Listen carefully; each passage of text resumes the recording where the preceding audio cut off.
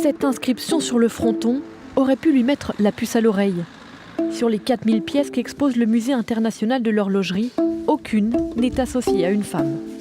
Je le savais intrinsèquement parce que les femmes n'avaient pas l'habitude de signer leurs pièces, encore moins à l'époque. Aujourd'hui, c'est différent. Mais je n'avais pas réalisé combien elles étaient inexistantes sur les pièces qu'on a signées dans notre musée.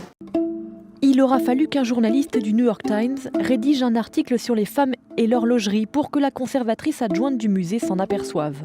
C'était un petit choc, c'était une vraie prise de conscience en fait de moi, de ma vision aujourd'hui. Pourtant, les femmes ont largement participé au succès de l'industrie horlogère suisse. En 1930, elles représentaient 90% des personnes employées dans le réglage. Ce sont essentiellement des petites mains. Et pour les voir, pour les montrer, il faut faire une histoire plus sociale, s'intéresser aux conditions d'emploi, aux conditions de vie. Et ça ne retient pas particulièrement l'attention ni des grandes marques qui valorisent leur histoire, ni des collectionneurs.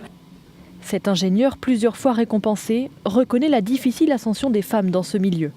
Le fait de se retrouver face à une femme pour parler de technique, ils ont le sentiment que ça se passera moins bien, mais c'est un pur sentiment quand après ils voient que la compétence est équivalente.